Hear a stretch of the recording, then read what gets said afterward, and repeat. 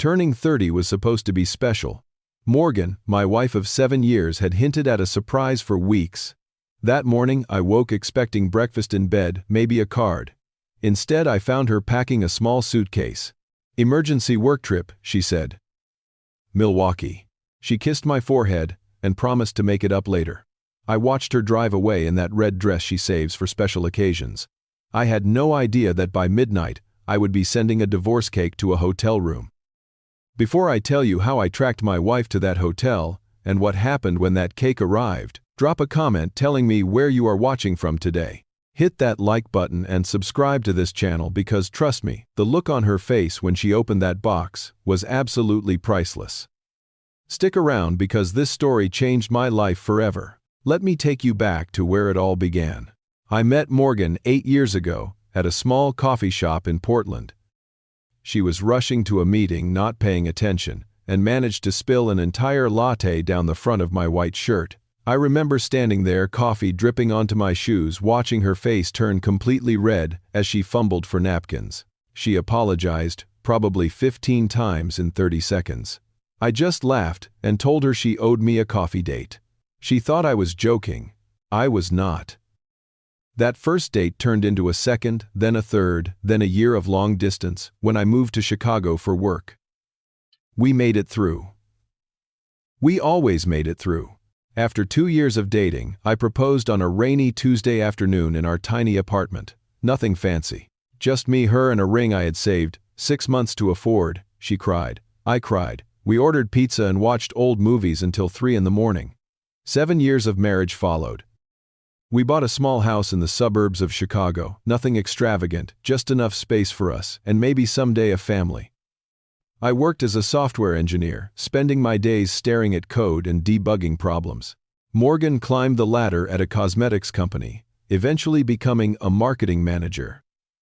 We talked about having kids, decided we would start trying next year.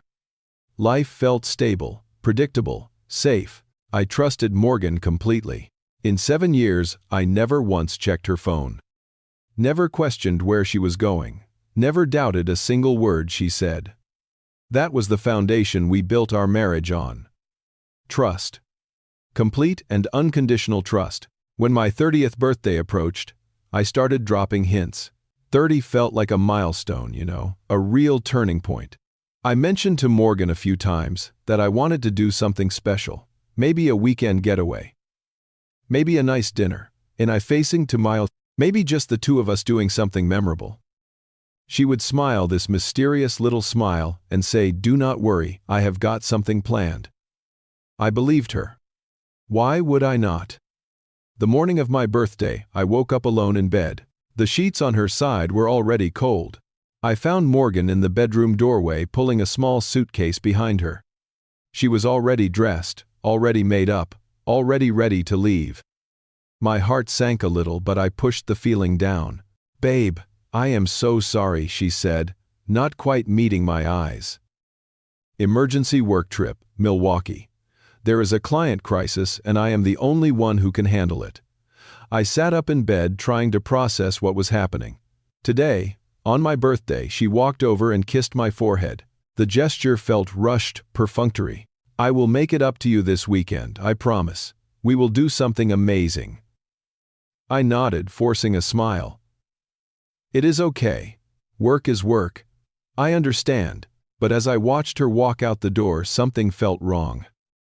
Small things I did not consciously register at the time. Her makeup was heavier than usual, more like a night out than a business meeting. She was wearing that red dress, the one she bought for our anniversary dinner last year, definitely not standard office attire. And her suitcase was tiny, barely big enough for a change of clothes. When Morgan traveled for work, she always brought her laptop bag, her presentation materials, her sensible heels. This looked like an overnight bag for a romantic getaway. I shook off the feeling. Morgan loved her job. She took it seriously. If there was a crisis, of course, she would go. I spent the morning alone, made myself pancakes, watched some television. Around noon, my phone started buzzing with birthday messages from friends and family. My mother called, her voice warm but concerned. "Morgan is not doing anything special for you today. I explained about the work trip, the client emergency. There was a long pause on the other end of the line. She finally said. Okay, honey, happy birthday. Something in her tone bothered me, but I did not push it. Around 3 in the afternoon, I got a text from Buddy, my closest friend and coworker. Yo, happy birthday, man. Morgan throwing you a party tonight, I typed back. Nah, she is on a work trip to Milwaukee. His response came quickly. Milwaukee, that is weird. I could have sworn I saw her car parked downtown this morning. Near the Langham Hotel. I stared at the message for a long time. Buddy lived downtown. He knew Morgan's car, a silver Audi with a dent in the rear bumper from when she backed into a mailbox 2 years ago. He would not mistake it for someone else's. My fingers hovered over the keyboard. I wanted to type back that he must have seen wrong. That Morgan was 100 miles away, dealing with a client crisis, but something stopped me. Something heavy settled in my stomach. I opened the Find My Phone app. Morgan and I had shared our locations years ago, back when we first moved to Chicago, and she worried about me driving home late from work. We had never used it to check on each other. Never needed to. My thumb trembled as I tapped on her name. The map loaded. The blue dot appeared. The Langham Hotel. Downtown Chicago. Not Milwaukee.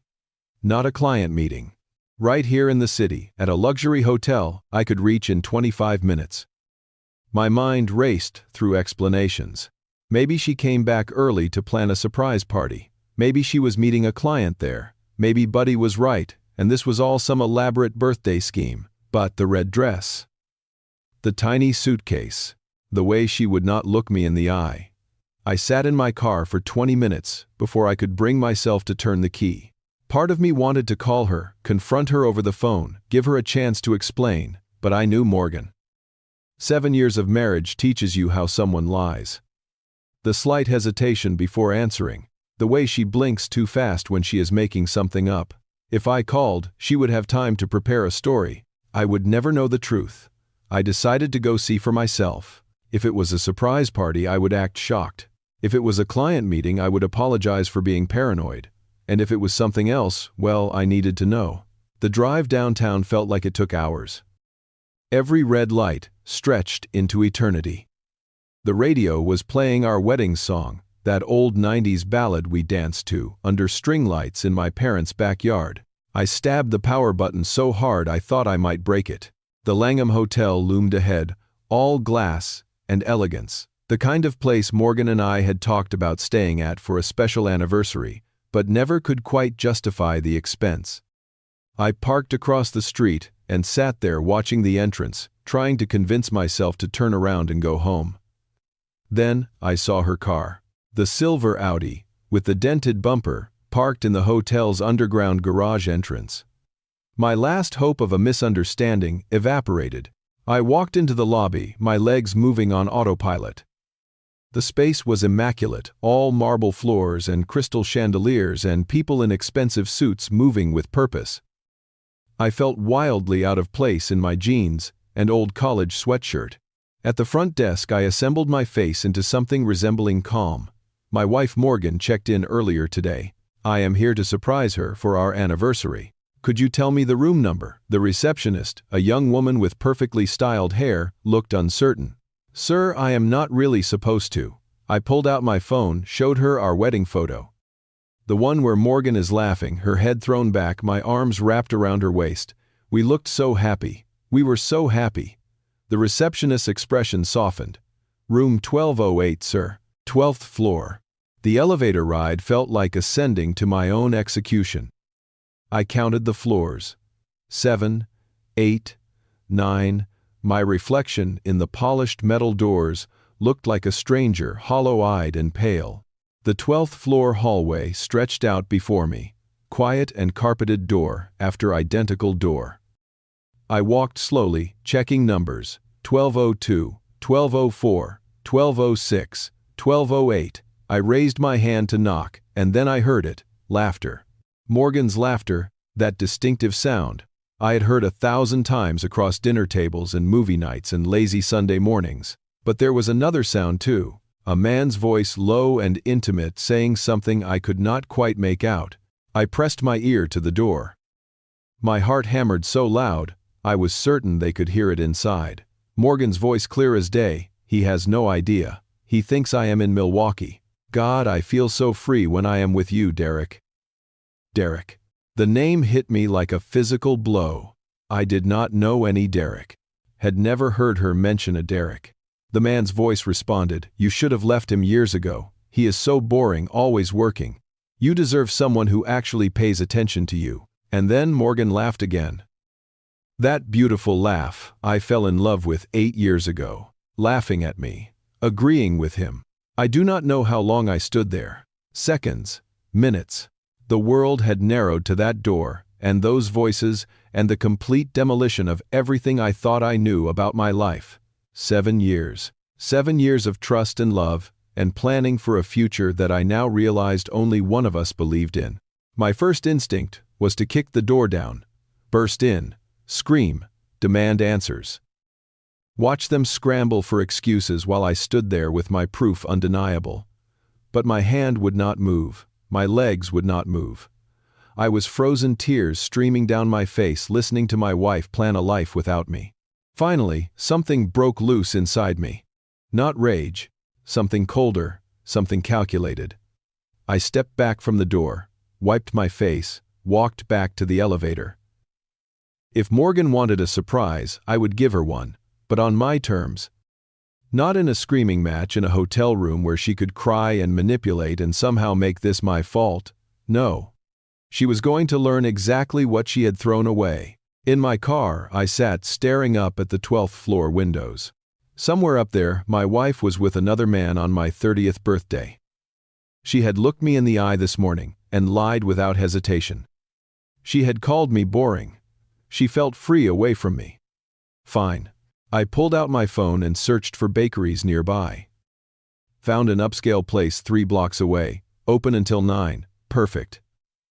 20 minutes later I was standing at the counter explaining what I needed to a bewildered pastry chef. "I want a white cake," I said. "Elegant. And I need you to write something on it." The chef picked up her piping bag. "What would you like it to say? Happy 30th birthday to me." She paused, looking at me with concern. "That is all. I also need a card to go with it." I wrote the message myself.